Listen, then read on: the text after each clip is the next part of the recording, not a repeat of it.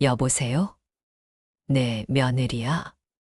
그날도 전화는 짧았습니다, 엄마. 이번에도 며느리의 숨이 끝에 걸려 조금 흔들렸어요. 안녕하세요. 저는 올해 64세. 남편을 떠나보낸 지 5년째 되는 엄마입니다. 세 번째였습니다. 정확히 말하면 3번 연속. 명절을 앞두고 받은 못 갈 것 같다는 통보였죠. 화가 나느냐고 물으신다면 아니에요.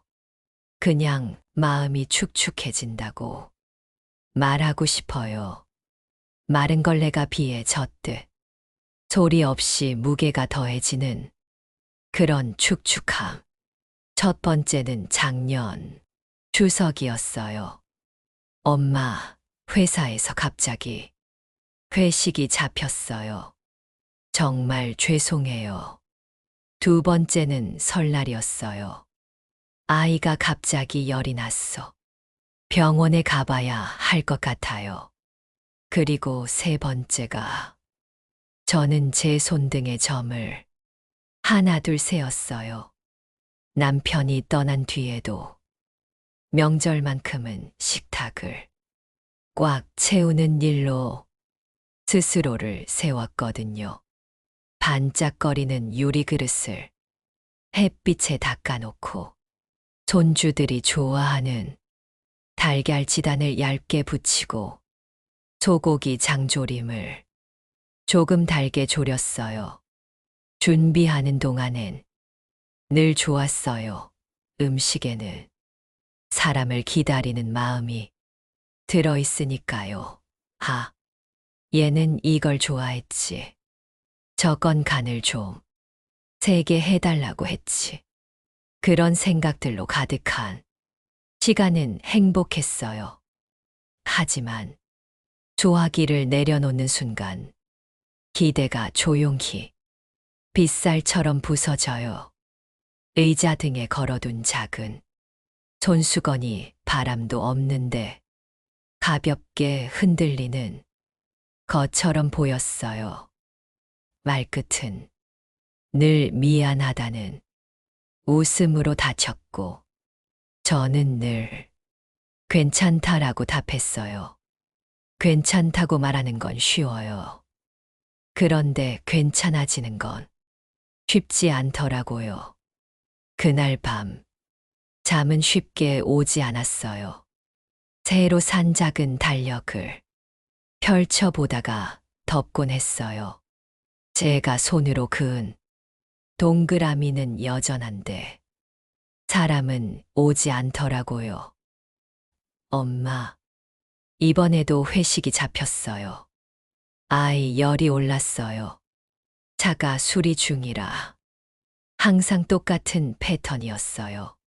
그러면서 스스로에게 조용히 물어봤어요. 정말로 제가 바라는 것 무엇이었을까?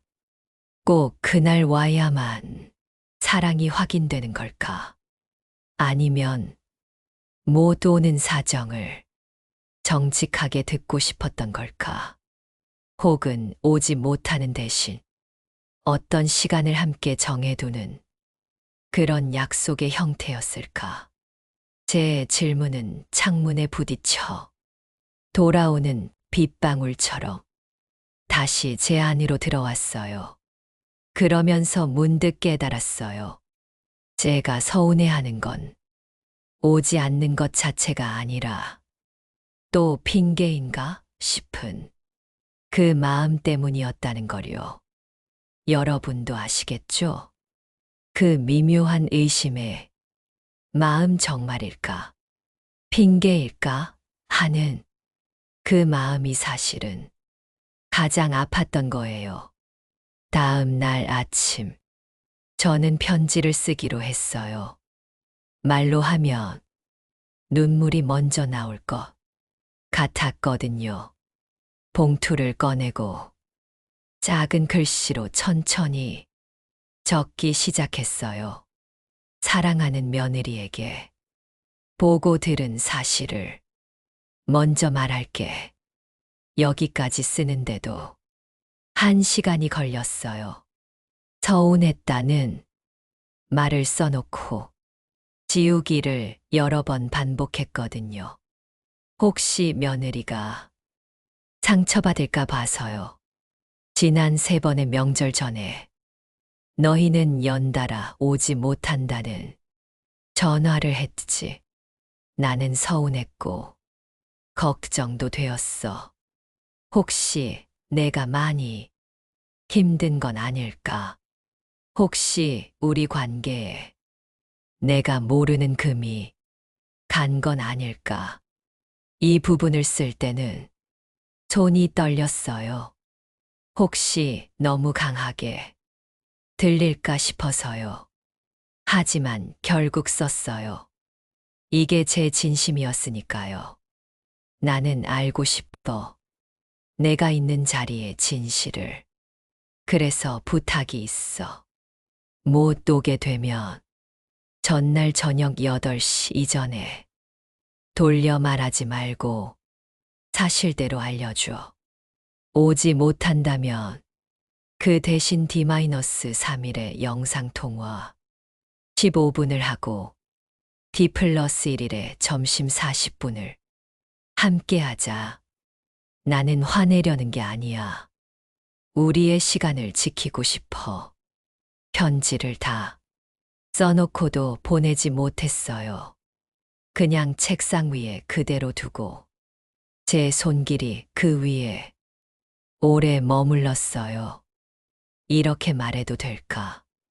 혹시 며느리가 부담스러워하지 않을까? 그런 생각들이 머릿속을 맴돌았어요. 그런데 오후가 되자 며느리에게서 먼저 전화가 왔어요. 목소리가 평소와 달랐어요. 낮고 단단했거든요. 어머니, 어제는 죄송했어요. 사실 어떻게 말을 꺼내야 할지 몰랐어요.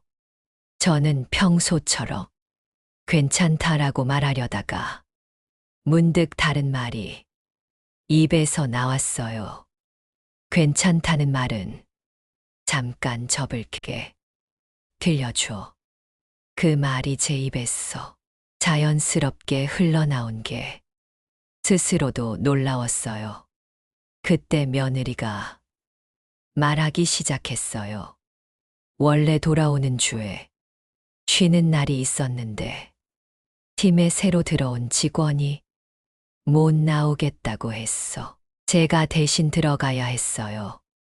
전화선 너머로 의자 바퀴가 바닥을 미끄러지는 소리. 프린터가 종이를 뱉어내는 소리가 스며들었어요. 며느리는 콜센터에서 일해요. 교대표가 한 칸 어긋나면 주말까지 연달아 바뀐다는 것을 저는 그제서야 제대로 알았어요. 명절 앞뒤는 휴, 조정이 거의 불가능하고요. 아이는 어린이집에서 감기가 돌았어. 밤새 열이 올랐다 내렸다 했어요. 그 말 끝에서 작은 웃음이 꺼졌어요. 며느리가 또 말했어요. 사실 어머니께 핑계처럼 들릴까봐 너무 무서웠어요. 올해만 3번째니까요. 매번 더 큰 거짓말을 포장해야 할 것 같아서 그게 정말 무서웠거든요. 그 순간 제 가슴이 뭉클해졌어요. 며느리도 무서웠구나. 거짓말을 하려던 게 아니라 진실이 거짓말처럼 들릴까봐 무서워하고 있었구나. 사랑이 없는 사람은 두려워하지 않아요. 두려움은 때로 사랑의 다른 얼굴인 거였어요. 저는 편지를 잠시 내려놓고 제 방식대로 말해보기로 했어요. 내가 본 사실부터 말할게. 3번 있었고 나는 그때마다 상을 차려두었어. 내 마음은 서운했고 또 내가 힘들까 걱정도 됐지.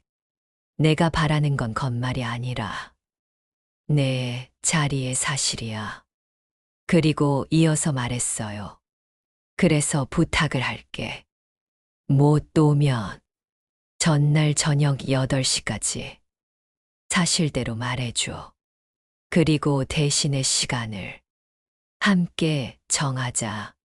D-3일의 영상으로 얼굴을 보고 D+1일에는 같이 밥을 먹자. 너에게도 가능하니. 한동안 침묵이 있었어요. 그 침묵은 예전처럼 차갑지 않았어요. 종이에 떨어지는 연필심 같은 조용한 소리였어요. 그때 며느리가 말했어요. 가능해요. 그렇게 정하면 저는 숨지 않아도 될 것 같아요. 저는 고개를 끄덕였어요. 비로소 제 안에서 뭔가가 내려앉았어요. 도자기 그릇을 찬물에 담갔을 때 수면이 한 번 일렁이고 금세 맑아지는 것처럼 마음이 깨끗해지는 느낌이었어요. 며느리가 제안했어요. D+1일에는 회사 근처에서 아점으로 칼국수 어떠세요? 칼국수 뜨겁게 김이 오르고 국물 가장자리에 작은 기름, 매짐이 떠오르는 걸 상상하니 괜히 웃음이 났어요. 좋지. 국물 한 모금씩 나누어 마시자. 그렇게 우리의 약속은 작고 분명한 형태를 얻었어요. 누군가를 기다리는 마음은 무거워요. 그런데 기다리는 법을 함께 정해두자. 마음이 가벼워졌어요. 약속은 상대를 묶는 매듭이 아니라 서로를 잃지 않도록 달력에 찍는 작은 점이었어요. D-3일 영상통화 날이었어요.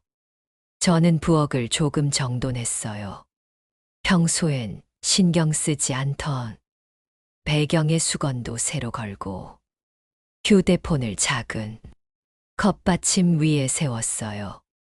화면이 켜지자 손주가 먼저 소리쳤어요. 할머니. 며느리가 뒤에서 헤드셋을 벗으며 인사했어요. 어머니. 오늘은 야간 아니라서 괜찮아요. 저는 냄비 뚜껑을 열어 김이 오르는 모습을 보여줬어요. 여기 내가 좋아하던 동그랑땡 무나물은 조금 덜 간했어. 손주는 감탄사를 연발했고 며느리는 웃으며 말했어요. 냄새가 여기까지 오는 것 같아요. 화면 너머로도 온기가 건너왔어요. 우리는 정확히 15분을 채웠어요. 시간이 다 되어가자 며느리가 말했어요. 어머니, 우리 D+1일에 점심 잊지 않기로요. 저는 고개를 크게 끄덕였어요. 우리 둘 다 잊지 말자. 명절 당일 집은 조용했어요. 저는 라디오를 아주 작은 볼륨으로 틀어두고 천천히 상을 차렸어요. 4개의 의자 중 2개를 식탁에서 살짝 밀어뒀어요. 빈자리를 가리기 위해서가 아니라 저 자신에게 넓은 자리를 주기 위해서였어요.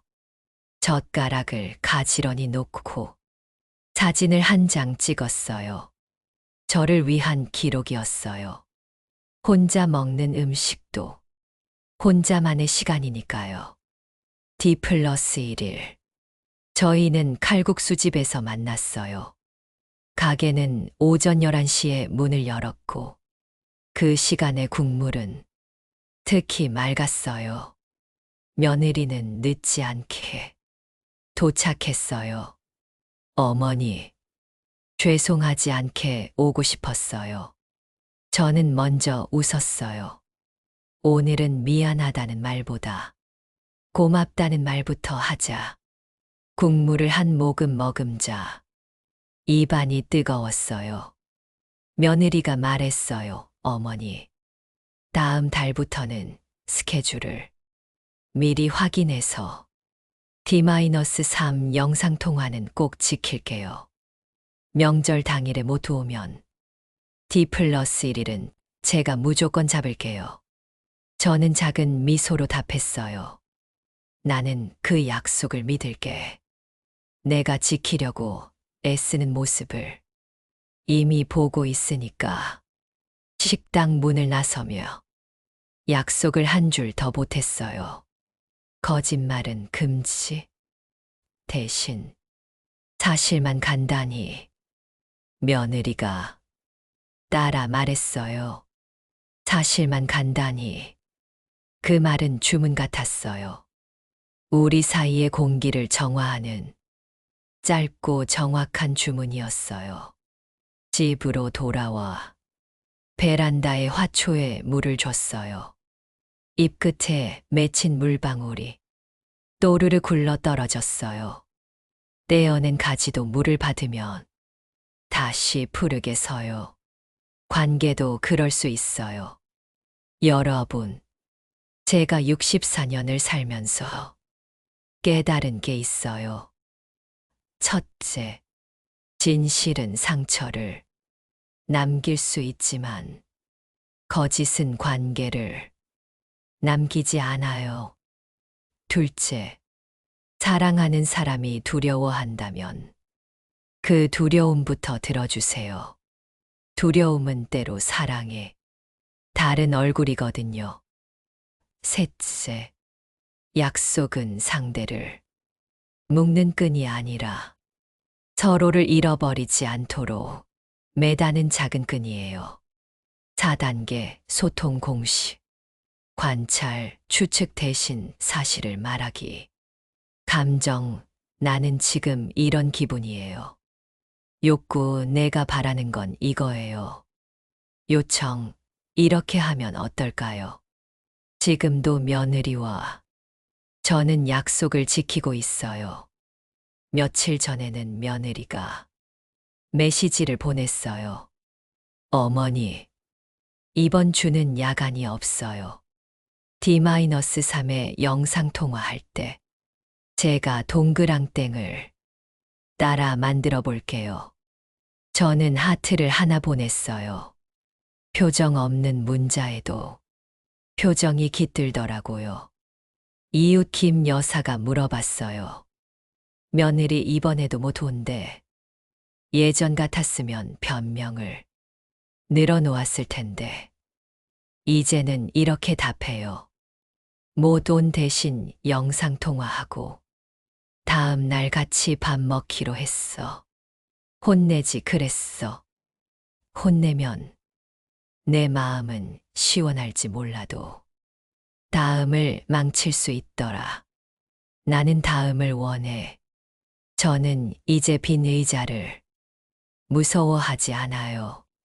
빈 의자 앞에 앉아 차를 마실 수 있는 사람이 되었어요. 혹시 이 영상을 보시는 분 중에 명절이 무서운 부모님들이 계시다면 분노 대신 사실을, 비난 대신 요청을, 의무 대신 약속을 해보세요. 우리가 지키려는 건 결국 시간이에요. 그 시간 속에서 사랑이 자라거든요. 작은 체크 표시 하나하나가 사랑합니다와 많이 닮았어요. D-3일에 15분, D+1일에 40분. 그 작은 시간들이 우리를 지켰어요. 다음에 또 만나요. 건강하세요. 구독과 좋아요, 그리고 따뜻한 댓글은 마음을 비추는 이야기방에 큰 힘이 됩니다. 감사합니다.